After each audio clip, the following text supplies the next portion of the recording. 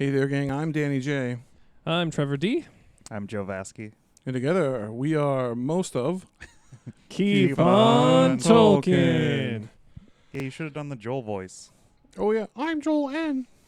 I forgot I did that last time. Yeah, Joel is once again not joining us today. He's camping up north for the weekend. But he's having a good time. And probably a better time than we had watching this episode. So, no, I'm just kidding. Where is he? Where is he? Yeah, this episode 6, right? Episode 6. Episode 6, Season 2. Where is he? Rings of Power. And we just always heard that like Batman, right? Oh, yeah. Where is he? That's the first thing I thought when I read it. So yeah, let's. If you guys are not, first of all, if you are not familiar with who we are Keep on Tolkien, a Tolkien podcast. We like to have fun and make jokes and have a good time. Check us out. Sometimes we get real serious. Sometimes we're morose bastards. Yeah, yeah. But check us out if you've never heard of us. KeepOnTolkien.com. This dude makes it. Check it out. Yeah, it's worth your time. But yeah, let's get right into it, guys. Where is he? Where does it start out? Well, it starts with some orcs deserting. That's true. It does. That was kind of weird, but okay. And Arondir just like kicking butt. As he does. Cool fight scene. Cool fights. Yet another cool fight scene with Arondir. And what I was saying here, and what I have in my notes is, Arondir is, for my mind, the perfect depiction of an elf warrior archetype. And I think he's probably the best of any adaptation I've seen, as far as like warrior elves go. So we're giving good reputation for this one? Big ups, yeah. Honestly, yeah. Props. Yeah, I would have to agree. Arondir he's pretty awesome. Arondir's cool. I got no complaints with him. He's cool. I kind of wish we had more Arondir or Yes. killing throughout the whole season, honestly. Honestly. We could do with a little bit fucking more of that, honestly. Oh, and he also finds, was that a map he found? I think it looked like a map. It looked like some kind of map, yeah. I couldn't tell. It looked like maybe a river, like kind of like the Anduin River, maybe. I don't know. And I think that's pretty much all we got of him for the whole episode. That was all we got. Yeah. So if you like Arondir, stop the episode now. No more. Or if you like Isildur, there's none of him either. None of him either. Which arguable is a good thing. That's true. Glad they parted ways. Yeah. Well, let's get back to Eregion. Yeah. Yeah. We have Celebrimbor being all frustrated trying to make his rings. He's really losing it, you guys. Oh yeah, super. He's lost in the sauce. He's lost in the sauce. Yeah, he's straight up having delusions, perpetrated by Sauron himself. Right. Oh yeah, He's forgetting people's names. Yeah, that was kind of weird. Mm-hmm. Yeah, Sauron's he's mind fucking him is what he's doing. He's taking control. Yeah, I like literally in this episode is kind of where he does. Mm-hmm. Mm-hmm. I loved how there's just like the floor is littered with just fucked up rings, and there's like a mouse or a rat there. Like it's not looking good. It looks like he's lost his mind, and the students kind of look at him like he's lost his mind too. Yeah, Austin Ethel is not looking fucking good right now. Well, and they ran out of mithril. Yeah, there's a mithril shortage. The dwarves aren't delivering it anymore, which kind of puts the Rings of Power in jeopardy. Yeah, I also had to see that the students are scared of Celebrimbor. Yeah. They kind of fucking are right now. Yeah, they definitely got turned on him. Yeah. Well, and Anatar is kind of, I think, going behind the scenes being like, yeah, something's not right with Celebrimbor, guys. Yeah. But he's starting rumors, whispering in ears. Yeah. It's still some of the best stuff in Rings of Power is all of this Anatar and Eregion stuff. Yeah, it's holding the show together right now. No, yeah, it's spreading spreading dissent like that, like gently, reminds me that I think you're you guys are Whovians. The episode where the doctor says to the prime minister that he could ruin her career with just one sentence or whatever, and it's doesn't she look tired? Doesn't she look tired? Or do you think she looks tired? Do you think she looks tired? Yeah. And it's just that amount of small underconfidence that just destroys her regime. Cascades into a much bigger thing. This was also kind of, I thought it was disturbing that Celebrimbor was like, Anatar was like, your people want to talk to you, and he was like, I don't have time for my people. Yeah. Yeah, his only care is finishing the rings. Yeah, it's all that matters. He said that at one point. Yeah, finishing the 9 is all that matters. Yeah, Yeah, he is deep in it, guys. And he basically tells Anatar to handle his affairs. Like with that Yeah. sentence, he basically He says Anatar take the wheel. Yeah. Yeah. Yeah. And Anatar does in the next And scene. he He sure goes, does. he goes out there and they Just- basically show him that they tell him that no one's coming in or out of Eregion, basically. Yeah, they said that everybody who is like nobody's come for days and nobody's left, and they haven't heard from anybody who has left. So yeah, things aren't. And so they figured there was like a blockage on the road, right? yeah, something's sus. Yeah, Something's going on out there. but yeah, And it's really there's a host the of body. orcs. Yeah, Tons the of orcs. body of That's the right. messenger. There is the body of a messenger with I believe it was Kirth runes on it, which is the older script Something the in Middle Earth. should Right? these elves probably know how to read this? Well, it's like ancient Elvish because like Kirth is before Feanor made the Tengwar script, which is what the modern Elvish script is. So Kirth, that might have been Rumil that came up with that. I'm not sure, but that it's ancient. It's super old. The dwarves still use it for Khuzdul too. So what do you guys think? Is that a message to Sauron, or do we think it's a message to the people inside Eregion? I don't know. I mean, it's in Kirth runes. If that's a clue by the writers, I don't know. Maybe it's almost think that I don't know. I almost think that Adar thinks Anatar's done more than. Well, they don't even know he's Anatar they have yet. no yeah, idea. they don't know he's doing the Anatar game, the soft game, as it were. I Right? wonder if they ever will. Yeah, We'll get there eventually. hopefully. I liked the conversation he has with Murdania though after everyone leaves, and he's kind of like, "You'll help me convince the others, right, to not bother." He's very like you see how good he is at getting people to do what he wants, and Very manipulative, dude. Yeah, and like you kind of feel it like makes you feel good about. You're like, "Oh, okay, yeah, I'll help you out, buddy. Sure."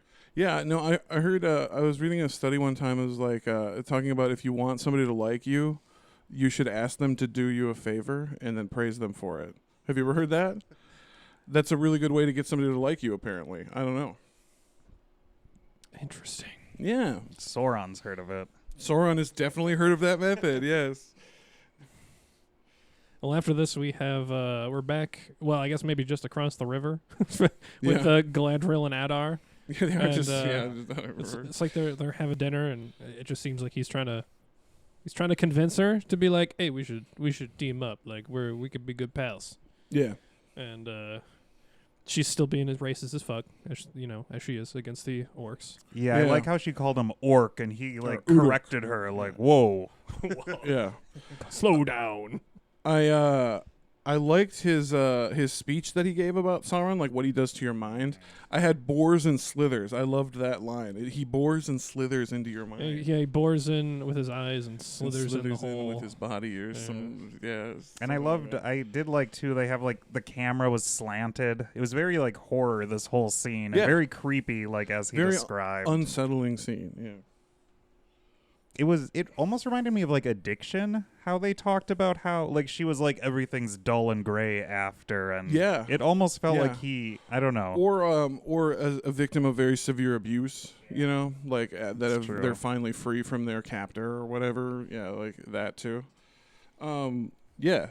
So this is where it gets real stupid, though, guys. I'm Yeah. gonna be honest with you. Oh, we didn't really give initial impressions of the show. We've skipped that, but I would say 80% of this episode I hated. What would you say, Trevor? It was better than the last two episodes. Like Yeah. there's stuff happening, which is more fun, but it's still to me just more eye candy. Like how everything is happening with the writing and stuff is still kind of meh. Yeah. So Okay, but meh. okay. Yeah. So it's about to get stupid, but before it does, Joe, how did you feel about the episode? I think I'm a little more positive definitely more positive than you are. I'm on sure. It. Yeah, I don't know. I loved the sea monster, even if that's not lore accurate. I dug that. We'll get to that. I loved Elendil. I really did not like the Tom Bombadil stuff. So it was definitely a mixed It's bag. up But and down. yeah, Okay. up and down. Well, let's get to the first real stupid thing, in my opinion. Adar whips out during this Galadriel and Adar scene. He whips out what is allegedly the Iron Crown, the crown of Morgoth, without the Silmarils in it. Right? They'd been pried out, Yep. but it's somehow big enough for him to hold. It's Small small enough, rather yeah. small enough for him to hold. He said And- it had been refitted. for Sauron. From maybe? what? Like, how do you refit? Maybe they just cut off like a little chunk of the crown and then made a mini crown. I don't know. Probably made several crowns to give Yeah, to the so, different Middle Earth. Yeah, like what the fuck? And then like the fact that because okay, if you guys know, if you've read the Silmarillion, right, you'd know that the Iron Crown, the Silmarils were pried out of it, right, by the Valar. They were given, they were entrusted to Eonwë for the time being, right, and then they literally pound the crown around Melkor's head like a dog collar. And they wrap him up in the chain in Gainor made by Aule, and they throw his ass out of the universe. they throw his ass out of like space. Well, maybe.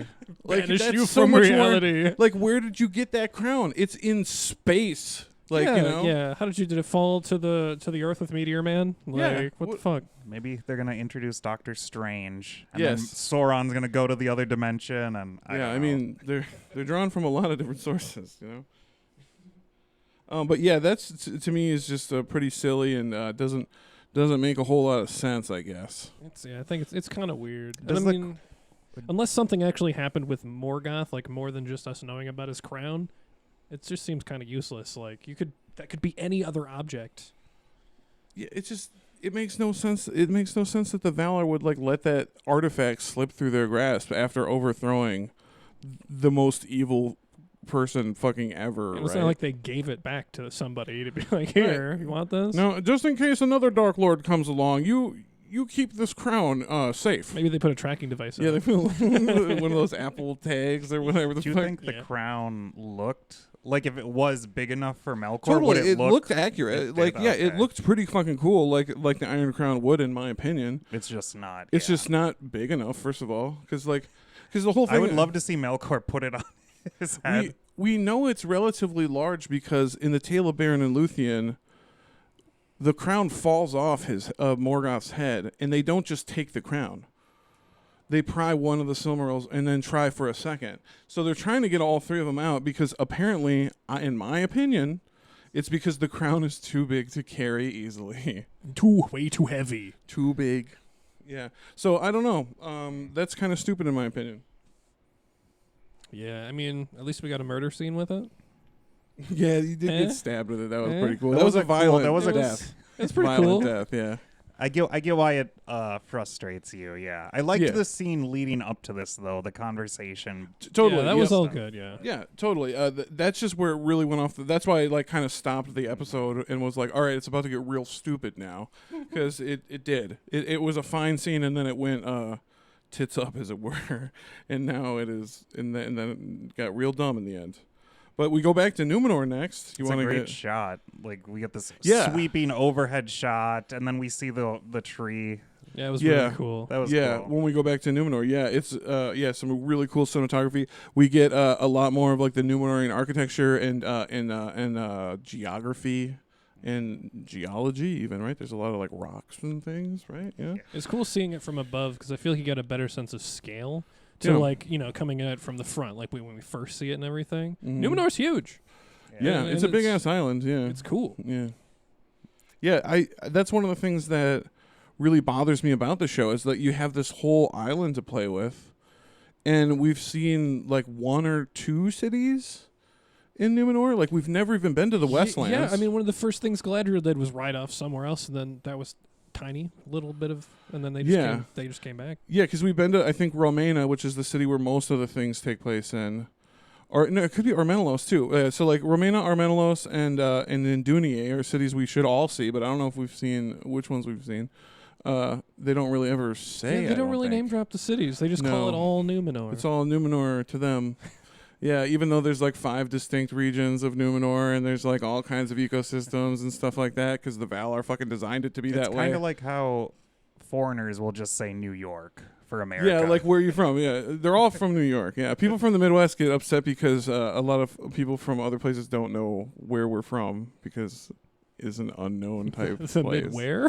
Yeah, when you go like Twin Cities, they're like, I, where? Is it like the two towers? yeah, ooh, too soon, Trav. Aw. Aw, Aw.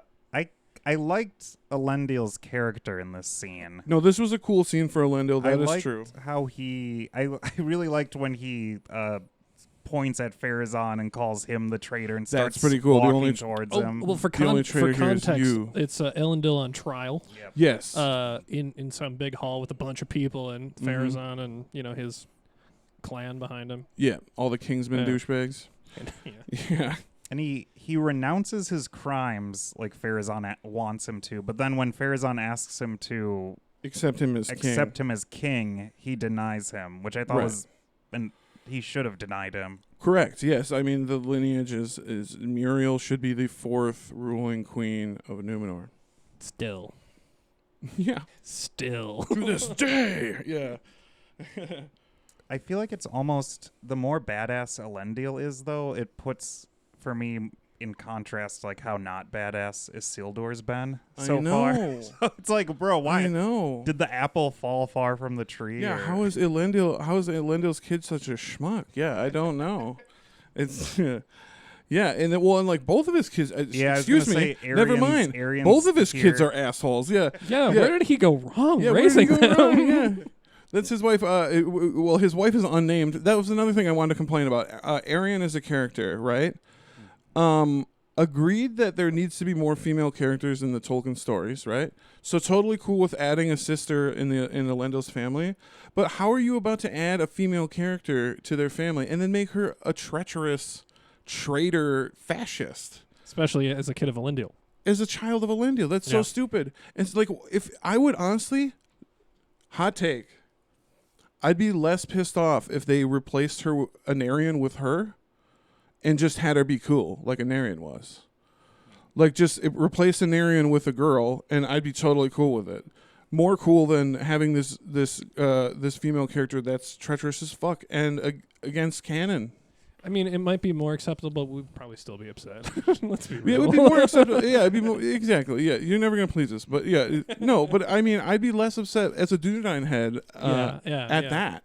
Yeah, Like, let's just replace the lesser-known brother that totally got shafted from the Lord of the Rings trilogy, right? The Peter Jackson trilogy, and yeah, let's just replace it with a girl. Whatever, that's fine. I don't care. Yeah. But like, to make them a traitor, ugh, gross. This scene also ends with something Danny also thinks is very dumb. Yeah. They say something about letting the faithful's old traditions decide his fate, and Yeah, if they they want to said- live by the old traditions, they should die by them too. yeah. Yeah, because apparently the Valar, who are like the ultimate source of good, somehow see fit to throw children of Ilúvatar into the abyss to be eaten by a sea worm. And if the sea worm spits you out, you're good. Kind of like how they used to drown witches, and if you drowned or whatever, you were cool. Yeah, and like, why would any of them care about this as a punishment? Like, Yeah, they're all that's the supposed thing. to be kingsmen. That was the thing we brought up too. Like, hold on a second. Why are the Kingsmen doing a faithful tradition, and why do they even care if the faithful tradition turns up that Muriel is the queen or whatever? Whatever Because happens, they don't. even. That would be like if Osiris. Somebody told me that Osiris, the Egyptian god, told me to do something. I'd be like, well, Osiris isn't fucking real, so I'm not going to live my life by Osiris's dictation. You know what I mean? Like, that's so absurd. Like, why would they follow the traditions of that they've totally rejected? Yeah. It makes no sense even for... Ugh. if I was Farazan though, I would be using that sea worm for everything. Oh, I'd be feeding everybody I'd be the like, sea this worm. guy shoplifted $1. In- bring call the sea worm in. We're throwing him in there. That sea worm would be fat as fuck. You gotta Just- keep it fed, though. I mean, if it's Yeah. coming around. Yeah. No, I get that this part was, I don't know. I think it does have story issues, but I loved the sea worm. I thought it was Joe cool. likes everything deep sea, and I get it. That's why I'm not real mad at him about this. Because otherwise, I'd be just accusing him of trying to piss me off. No, but Joe loves all sea creatures. I also so, love pissing Danny off. and he loves so. pissing me off. So like, I forgive him. You know what I mean? He's Well, we'll encounter more with this sea creature later Yeah, in the we'll episode. get to it. yeah. We'll get to it. From this next part, we just get to, I think, the one scene we have. No, maybe there's a couple with the stranger, Bombadil. Yeah. Ugh. Joe did. I remember because you had watched this episode without us, and then we watched it together. You had warned me that there was Bombadil things that you did not like. So this is some of the Bombadil stuff you don't like. You take it away. Why do you hate it? It just, I mean, part of it was it just gave me like huge Yoda and Luke and Dagobah vibes. It is super Dagobah. Like he's even facing the same, like, oh, I had this vision of my friends dying. Should I leave my training early to save them? Or, it's the same which shit. is what Luke does in the Cloud City. So if Gandalf leaves, saves them, and then comes back, and Bombadil's like, "You made the right choice. You're a master now," and he gets his staff. It's a total ripoff. It's the same thing. And speaking of Gandalf, I feel like we got a line in here that kind of confirms Gandalf. We've had a few of those along the road, but this one's pretty explicit. Yeah, he uses a very famous Gandalf line. Which one is it again? It's the like those some die that deserve to live, and some who live deserve life. Can you give it to them? Yeah. Who are you to decide their fate? Don't have to be too eager to deal out death and judgment. For not all, even the very wise cannot see all ends. Right? We all remember those quotes from Gandalf, right? Dope lines. Dope lines. Totally reused. There's also, what did you guys think about the Secret Fire stuff? Because there was also a lot more Secret Fire conversation than we've had, I feel like. Right. So we've talked about the Secret Fire on the show before, and we couldn't quite nail down in canon what they meant by that when Gandalf said. So Secret Fire is something that Gandalf mentions on the bridge of Khazad-dûm, right, in the Fellowship of the Ring. He says, "I am a secret servant. I am a servant of the Secret Fire, wielder of the Flame of Anor," which is the sun, right? Flame of Anor, we think, but yeah, we think it's a reference to the flame imperishable, which only Iluvatar can wield, right? Right, yeah. Yeah, because I guess we have to assume maybe that some of their magic prowess comes, from the guy up on high. Yeah, that's exactly. Because he was kind of, it very much seems like that's where you're drawing your power. Your power from the heavenly power, really, yeah. Which is true. The powers of the Ainur are like a somewhat. I mean, the Ainur, one of the, it can loosely translate to the angelic ones, right? So yeah, that makes sense. I don't know. I feel like the other scene in the earlier episode, the dialogue was a lot better between the two. I don't know. I felt like this whole scene was a little derivative and kind of, I don't know. I would agree. Very derivative. It's hard to label everything as derivative, but like this is like pretty hard to say it's not. You know what I mean? Like, I don't know. What do you think, Trey? Do you think it's derivative? Would that be the same as calling it kind of generic? Derivative, meaning it's a polite way of saying it's a ripoff. Then sure, that too. Okay, that too. Yeah. It feels very generic to me. Like I've seen this before too many times. Like cliche. Cliche is a good word. You're looking for the word cliche. That's a good word. Yeah, you think it's cliche, and that is 100%. I would agree. It is cliche. Cliche. 100%. Well, and it just doesn't it seem weird that Tom Bombadil's just all of a sudden like this mysterious like trainer of wizards. It's real weird. Very strange. Yeah, I agree. I don't like this either.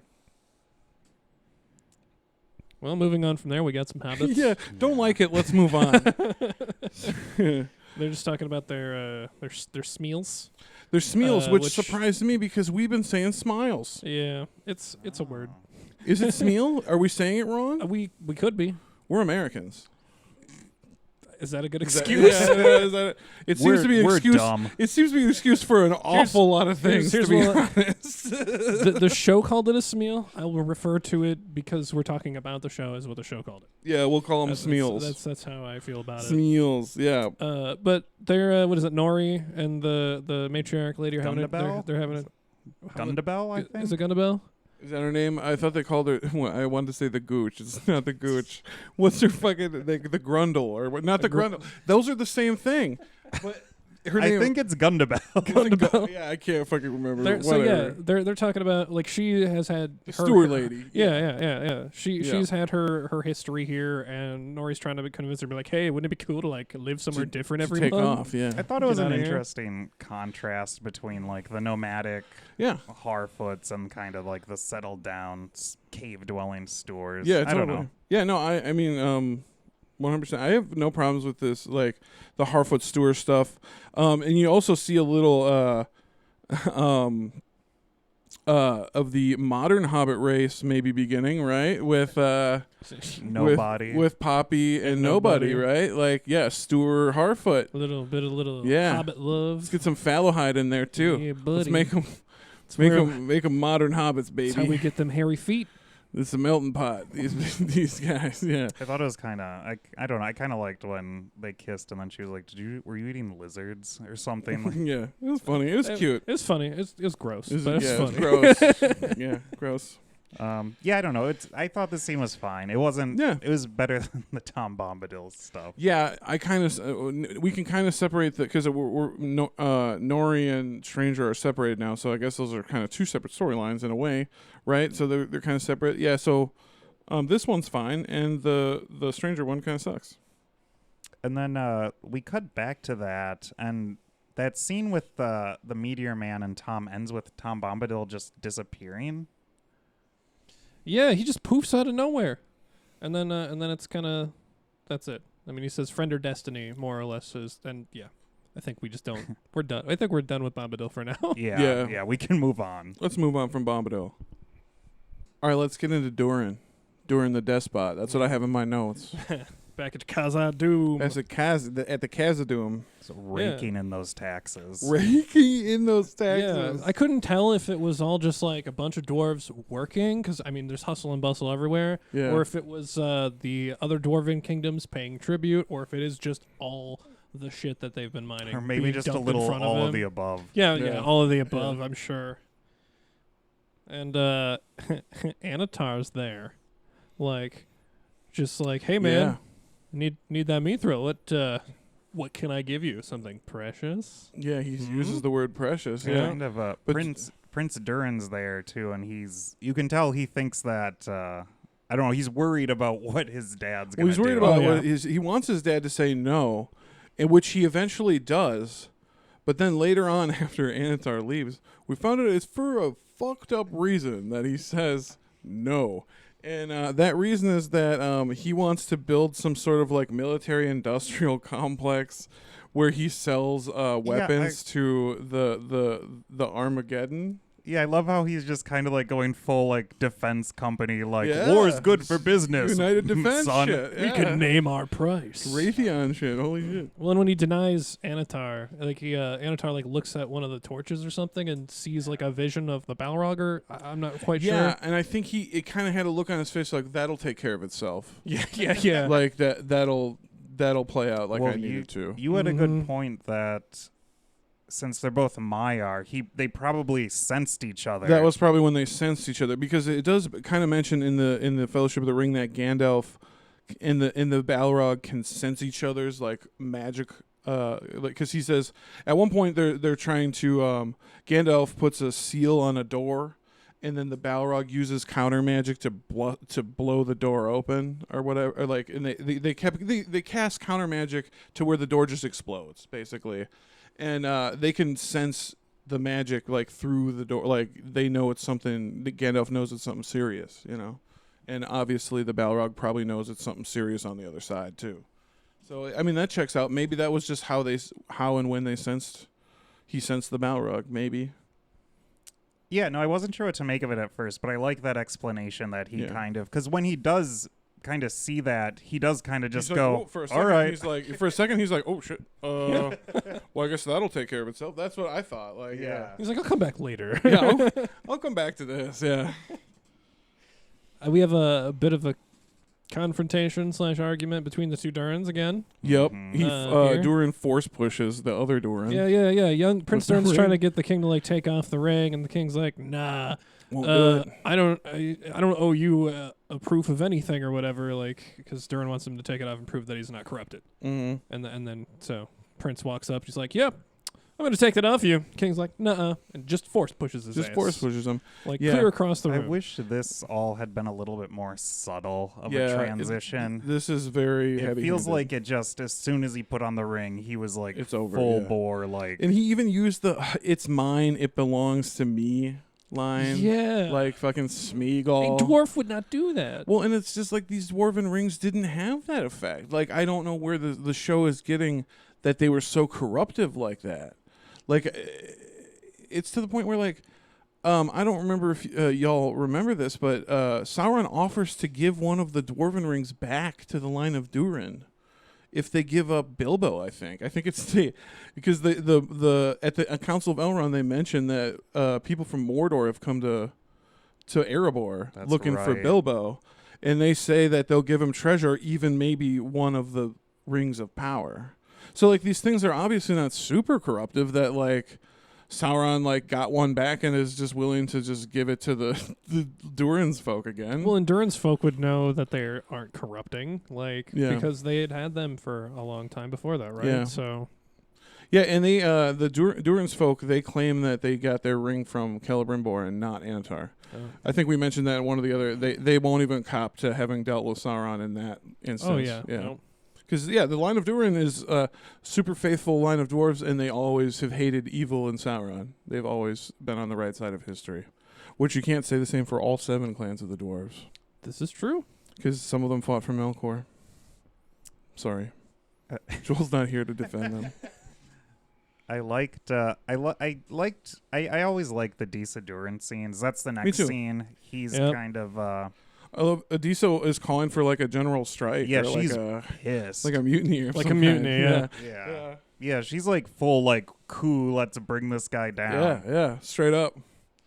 And I wrote in here, these are still good scenes. Like, these are still good scenes, even though like I don't really agree with how the corruptive power of the ring and stuff. Like, they're still good scenes. Like, I can kind of get past these ones. I like how emotionally vulnerable Prince Durin is with Disa, and Agreed. how like they're just like they're like a really good team, and they like work Yeah. together to, I don't know, I like their relationship. They have the Relationship goals. Best honestly. pair of characters in the whole Yeah. show so Yeah. far.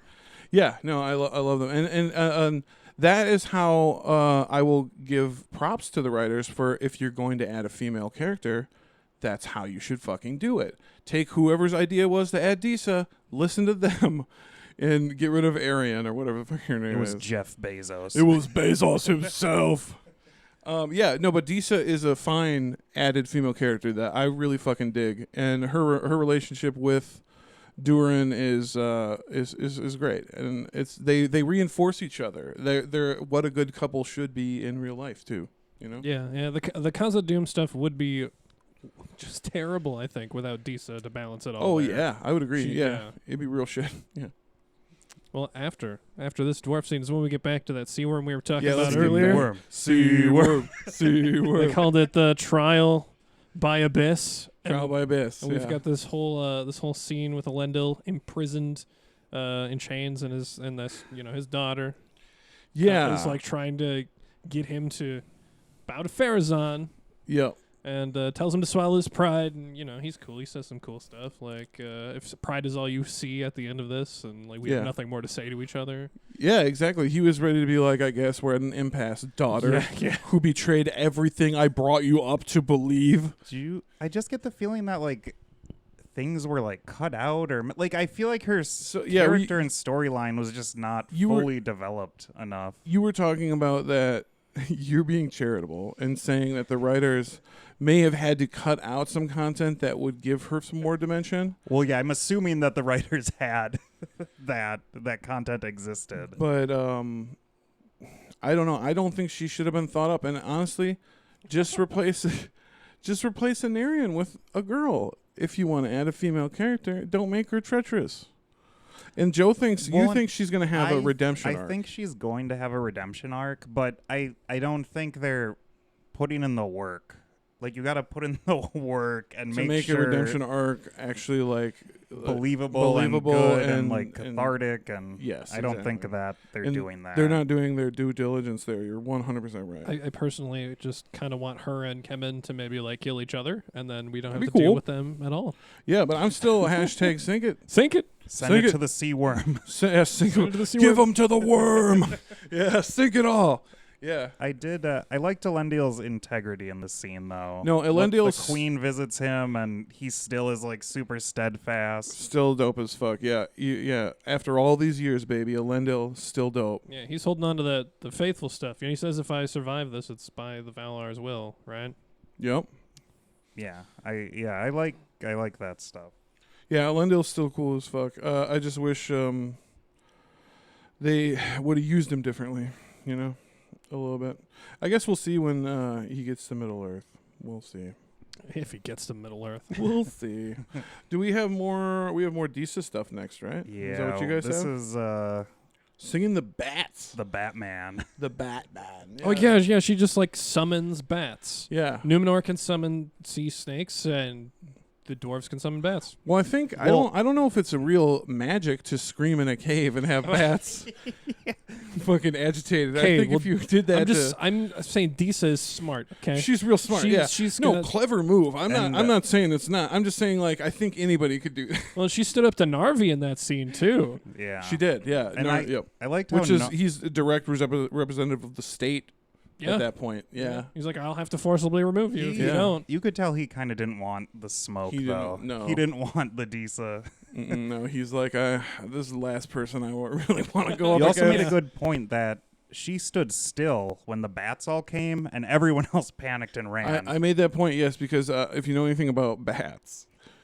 you're not supposed to flail around, right? Because a lot of them have sonar, so like, they're very maneuverable, so they won't like fucking bash into you if you don't move around. But if you start flailing about, bats, they might run into you on accident. You right? might run into them. You might run into them rather, yeah. So like, Or if you're a bat attack, stay calm, guys. years That's ago, Relax, all right.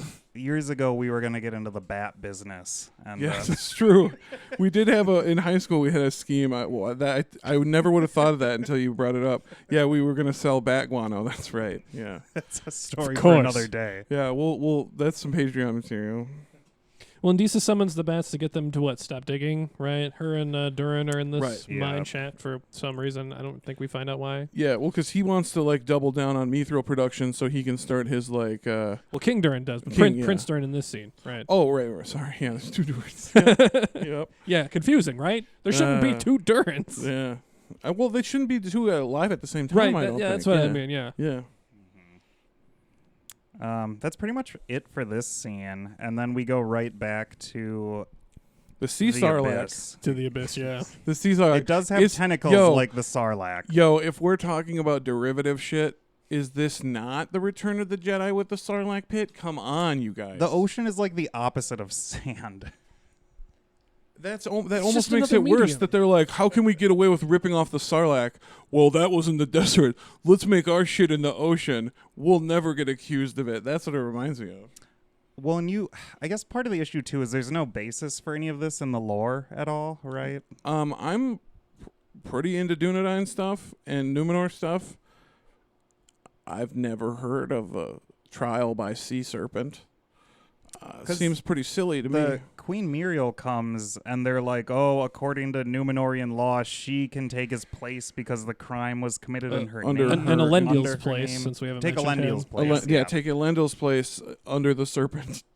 Yeah, to go into this like little tide pool right next to the Yeah, it looks beach or like a whatever. blue hole. You know what a blue hole is? Have you ever seen one of those? No, Google it sometimes. It's interesting. Yeah. that sounds dangerous. Blue holes. Well, they're like they're kind of like sinkholes that fill with water, seawater. I think. Okay. I think that's what they are. I'm not sure. They're beautiful from the aerial though. They're cool. to Yeah, look I at. mean, hey, all this sea stuff looked good.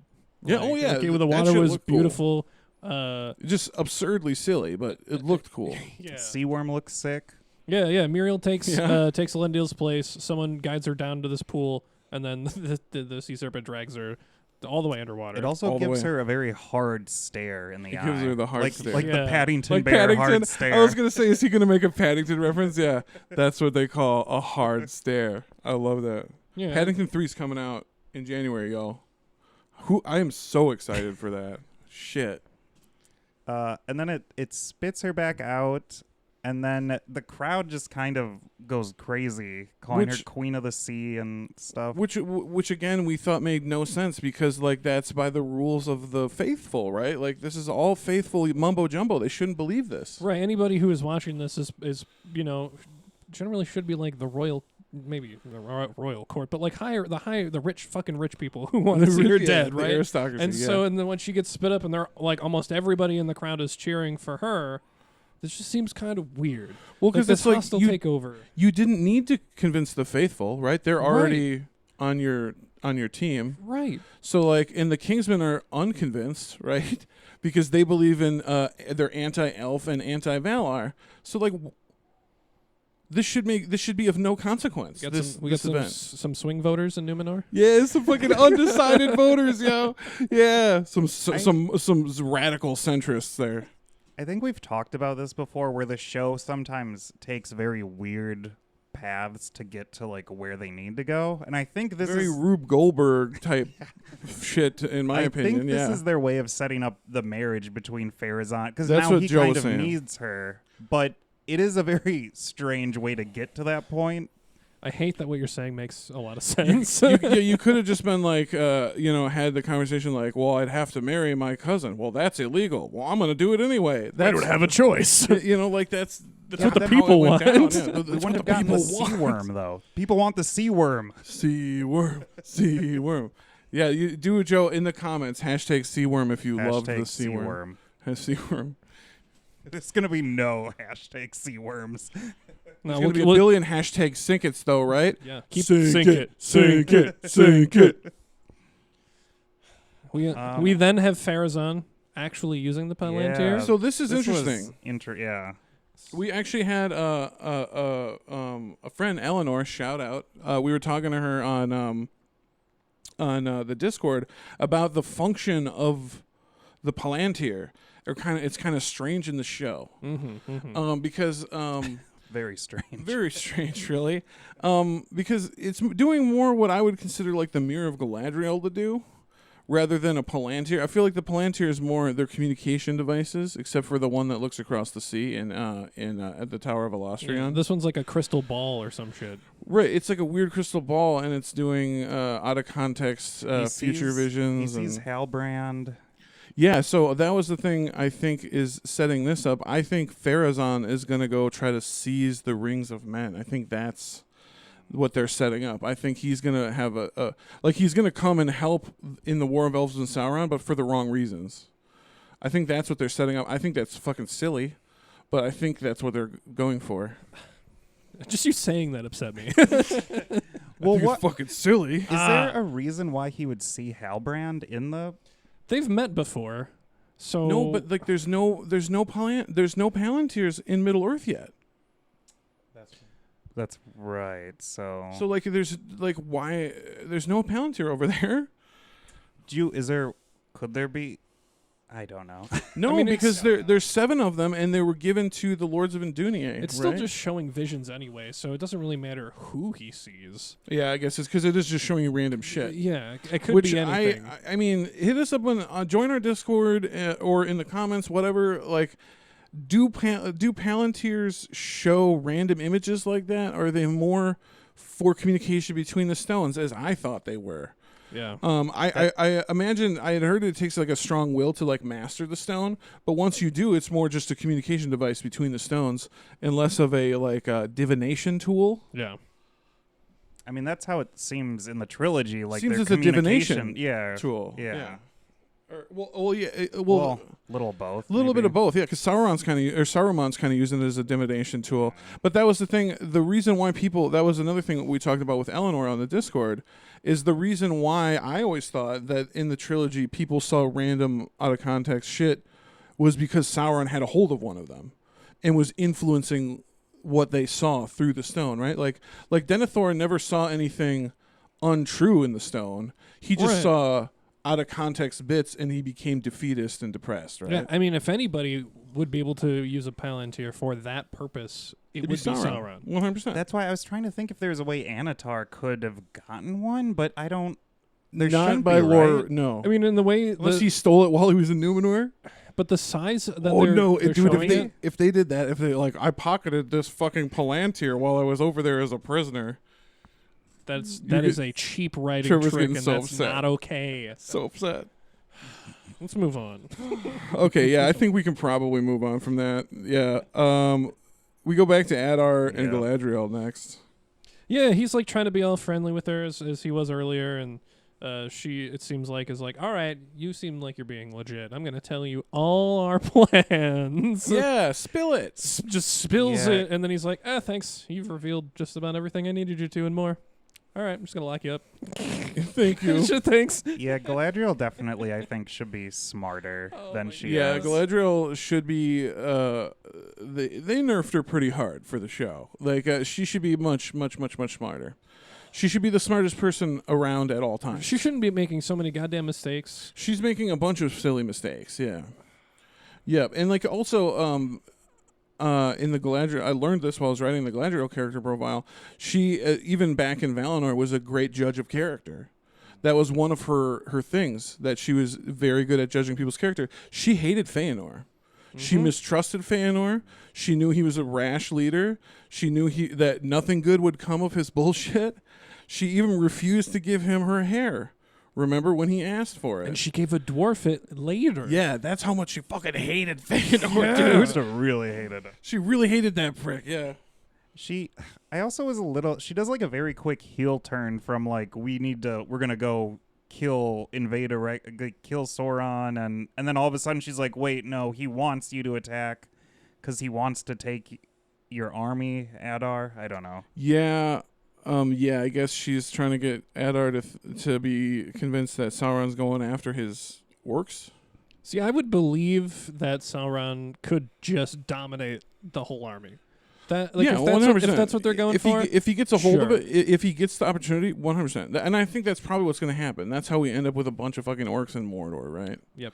So, like, I think that's eventually where the show is going. Yeah. Well, and it's segueing into the next scene. I thought it was kind of funny how he doesn't seem all that concerned about Adar's army, but he gets really pissed when Celebrimbor tries to stop working on the rings. Oh, yeah. Yeah, because So the I siege starts and there's the sirens or whatever like going off, and so Yeah. he's disturbed from his solitude. Yeah. He's like, keep working. Yeah, you get back to work. You get back to work. They have like such a weird dynamic, Adar. No, not Adar. Celebrimbor and Anatar. And I wish they would just kiss already, right? Come That is on. kind of the, like when he's like Anatar slams Unhand the me, door. friend. Yeah, it's very like Like, oh, Some tension there's there. some sexual tension there. Maybe they should just kiss already. And see, you know what? If like Anatar puts Celebrimbor into a like a vision kind of thing, like to trick him to think that nothing is going on outside. yeah, everything's cool. That'd be the perfect place to put the moves on him, man. Yeah, dude. Like, Just seduce him that just way. get him there, right? All kinds of sexy visions given by Sauron. Seduct round. pouring this No. way into his mind. Yeah, really. What did they say earlier? Boars and slithers. Yes. I did like this scene though. I really loved when Celebrimbor leaves and Anatar does like this weird He just kind of like, yeah, and then Celebrimbor steps out and it's like a utopia. right. out Yeah, there. he's projecting a total delusion. Kids are playing and everyone's literal just Sun children. is shining. Yeah, Sun like, is shining and everything. Yeah, everyone's having a good just time. a beautiful day in Austin, though. Nice and peaceful. Nothing to worry about. I loved the line too. He says the Cimmerils will merit little more than a whisper, and your rings, they will be deemed the most precious creations in all of Earth. I just thought it was interesting how he's trying to be like, you have to do better than your grandfather. Is this the scene with the hammer? Yep. Yeah, he gives him the Yeah. hammer. So he literally gives him Feanor's hammer, and he says, "Best Feanor." Yeah. Yeah, Which is a crazy thing to say, right? insane thing to say because he made the Silmarils, which is like the most sought after and precious item ever, like other than the flame imperishable, which nobody can wield, right? Yeah, Other than yeah. Iluvatar. It's the like some of the only physical objects that are that awesome. Yeah, just Literally just pure unadulterated awesome in 3 gems. That's what fucking, that's the Silmarils. Yeah, no. it's a weird thing to try to, because I feel like even if Celebrimbor was really deluded and thought he was the greatest, I don't think he ever would have thought he would surpass Feanor. Like, I don't know. I don't know if he's just like so desperate to He believe. could just be so or just lost. So yeah, I think he's so lost in his. Yeah. I also kind of liked when Anatar's walking and you see the hammer. I had like a quick thought of like, is he gonna bludgeon him to death with that hammer? Yeah. Is this gonna turn into some hardcore action? Like, Whack. Yeah. Like, what'll Raid, happen to you if you don't finish the rings? Raid 2, bro. Yeah. With the hammers, yo. Yeah. Raid 2. Check out Raid 2. Awesome And movie. Maybe they are setting up that he stole a plant here because he stole Mithril. He did. Right, he did He- steal Mithril. He said it was like crushed into a powder by Narvi Yeah, himself. It's the crack version. It's the crack version, yeah. Yeah, it's regular Mithril with a little bit of baking soda. Throw it in the microwave.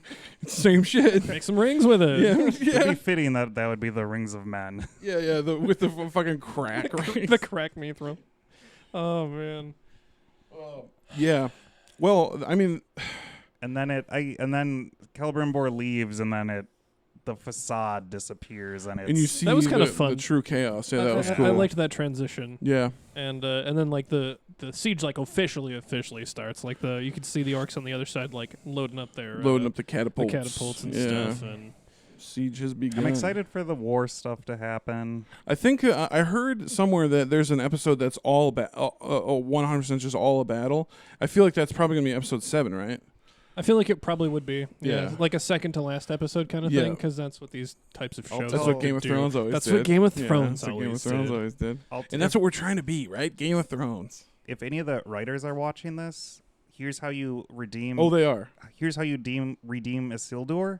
Have him ride the sea worm like in Dune when Paul Atreides rides the sandworms. That'll get everyone on board. Yeah, it won't be derivative at all, and nobody will blame you. Nobody will accuse you of ripping off a popular sci-fi film. At least it'll be Dune instead of Star Wars now. Yeah, I I mean, guess. hey, he had practice with one snake in the mud. Why not one giant one that lives in the water? Yeah. Well, speaking of snakes, I guess it's time to go. That What? has nothing to do What? with this. Yeah. Slither on out of here. Speaking of herpetology, that's so. Yeah, I guess. Final thoughts. Final thoughts. Yeah, let's hear you, Trev. I'm excited for the battle to start. I think this episode, as much as there are things that I don't like, they're still killing it with like the visuals and stuff. Like a lot of that stuff is really cool, and it's at least at least feels like it's going somewhere with this episode, and not Yeah. just a bunch of like, here's a little thing, Stagnation treat for you and a bullshit, treat yeah. for you, and Oh yeah, just a bunch fan of service fan bullshit. service that you might like right in the middle of it all. Those are the most boring episodes when you're just dumping all that stuff on us. But yeah, I'm excited at least for the next episode because I know there's going to be probably some cool action scenes and stuff. yeah, So yeah, this is better than the last two at least. Okay. Well, I would say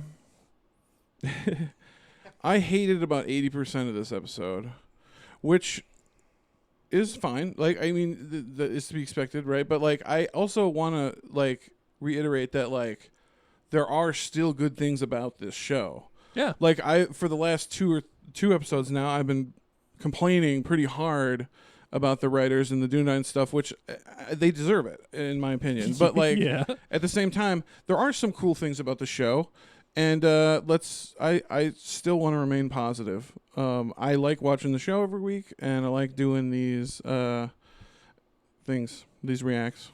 So, what about you? Yeah, kind of the same. I definitely had like the Tom Bombadil stuff. I really didn't like. Seaworm. Big positive. Yeah, fucking Seaworm. Yeah. No, and I still really like the Anatar and Celebrimbor stuff. But yeah, it's definitely a mixed bag. But I don't know. We'll see. I want to see how it ends. Yeah, I mean, I'm eager to see where it goes. I've come this far, right? Yeah, we're too invested too now. invested. Too So invested. we'll see. I'm excited still, I guess, but Yeah. we'll see. All right, guys. Well, I think that's all from us today. Check us out. KeepOnTolkien.com. Check us out everywhere. I'm Danny J. I'm Trevor D. I'm Joe Askey. And together we are... Keep on Tolkien. Joel's a thing too, but he's not here. We missed him though. Bye. Aura and Tulaba.